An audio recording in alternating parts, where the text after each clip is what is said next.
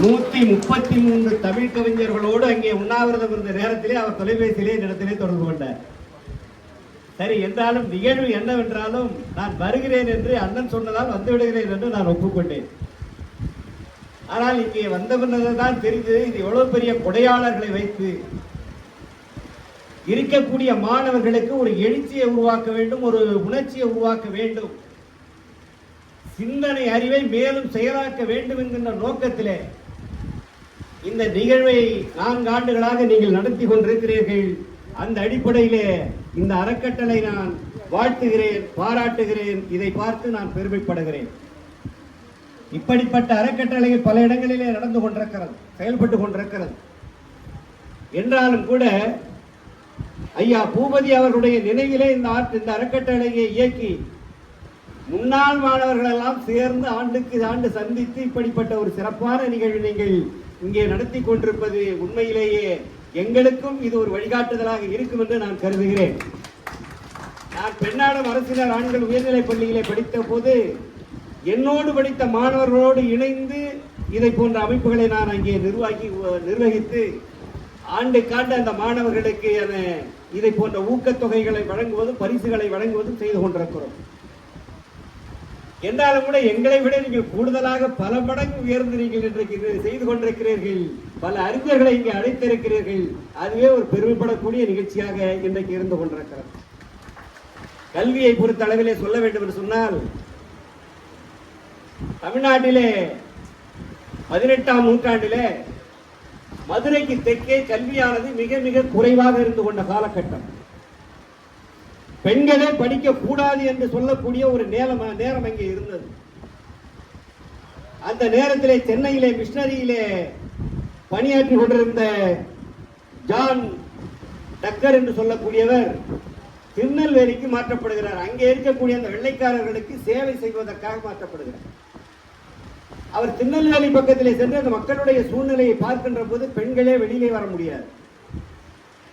குதிரையிலே செல்லுகிற அந்த ஊரை பார்த்து விட்டு வருவோம் என்று ஒரு வீட்டை முன்னால இறங்குகிறார். அம்மா குடிக்க தண்ணி கொடுங்க என்று கேட்கிறார். அந்த அம்மா வெளியில வந்து பார்த்துட்டு கதவை சாத்திட்டு உள்ளார போயிட்டு. ஏன்னா அப்பெல்லாம் பார்த்தீங்கன்னா ஒரு 20-30 ஆண்டுகளுக்கு முன்பாக நம்ம பேசுனா கூட கதவு சந்தில இருந்து இருந்தால் பெண்கள்லாம் பேசுவாங்க, பதில் சொல்லுவாங்க. அப்படி போகின்ற போது அவருக்கு ஒரு தங்கை இங்கிலாந்துல இருந்தார், சாரா டக்கர் என்று சொல்லி. அந்த அம்மையாருக்கு 2 கால்களும் ஊனம். தன்னுடைய சகோதரி பாசத்தால் வாரம் கடிதம் அனுப்புவார் தன்னுடைய அந்த சகோதரிக்கு. அதே போல அந்த பார்த்து விட்டு இங்க உள்ள சூழ்நிலைகளை அங்கே கடிதமாக அதை அனுப்புவார். அப்ப அந்த சாரா டக்கருக்கு ஜான் டக்கர் கடிதம் எழுதுகிறார், திருநெல்வேலியிலே பெண்கள் வெளியிலே வந்து கல்வி கற்கக்கூடிய நிலை இல்லை, பேசுவதற்கு ஆண்களிடம் பேசுவதற்கே வெட்கப்படுகிறார்கள், அச்சப்படுகிறார்கள், குடிப்பதற்கு தண்ணி கேட்டு அந்த அம்மா கதவை சாத்தி விட்டு உள்ளே சென்று விட்டார் என்று கடிதம் எழுதுகிறார். இப்போ அந்த பகுதியிலே கல்வி வளர்ச்சிக்கான வாய்ப்பு இருக்கிறதா இல்லையா என்று அடுத்த கடிதம் வருகின்ற போது அதை போல இல்லை, நாம முயற்சி செய்து ஏதாவது சொல்லிக் கொடுத்தால்தான் என்று அந்த மருத்துவர் சொல்லுகிறார், கடிதம் எழுதுகிறார். உடனே அந்த சாரா டக்கர் தன்னிடத்திலே இருந்த 24 பவுன்களை அனுப்பி உடனே ஒரு கல்வியை உருவாக்குங்கள், ஆசிரியர் பயிற்சி பள்ளியை உருவாக்குங்கள், அங்கே உள்ள மாணவர்களுக்கு கல்வி கொடுப்பதற்கான ஒரு வாய்ப்பை உருவாக்குங்கள் என்று அவர் சொல்லுகிறார். அப்படி சொல்லி 1843ஆம் ஆண்டிலே உலகத்திலேயே இந்தியாவிலேயே தென்னிந்தியாவிலே முதலாக பெண்களுக்கென்று கல்வி சாலை திறந்தது அந்த எஸ்டிசி என்று சொல்லக்கூடிய அந்த கல்வி நிறுவனம் தான். இன்று வரையிலே அது இயங்கிக் கொண்டிருக்கிறது. பல லட்சம் மாணவிகள் பெண்கள் அங்கே பட்டதாரிகளாக இன்றைக்கு வந்திருக்கிறார்கள் என்று சொன்னால் அந்த எஸ்டிசி கல்வி நிறுவனம் தான். 13 ஆண்டுகள் நடத்துகிறார்கள். அதன் பின்னால் பொருளாதார நெருக்கடி, நடத்த முடியவில்லை. தன்னுடைய சகோதரிக்கு கடிதம் எழுதுகிறார், என்னால் இதை நடத்த முடியவில்லை இதற்கு மேல், அதனால் இந்த நிறுவனத்தை மூடிவிட்டேன் என்று கடிதம் எழுதுகிறார். அந்த சகோதரி அந்த கவலையிலேயே மன உளைச்சலுக்கு உருவாகி நோய்வாய்ப்பட்டு மிகவும் சங்கடமான நிலையிலே உணவு கூட அருந்தாமல் இருந்து கொண்டிருக்கக்கூடிய நேரத்திலே அவரை வந்து அவருடைய சகோதரிகள் தோழிகள் பார்க்கிறார்.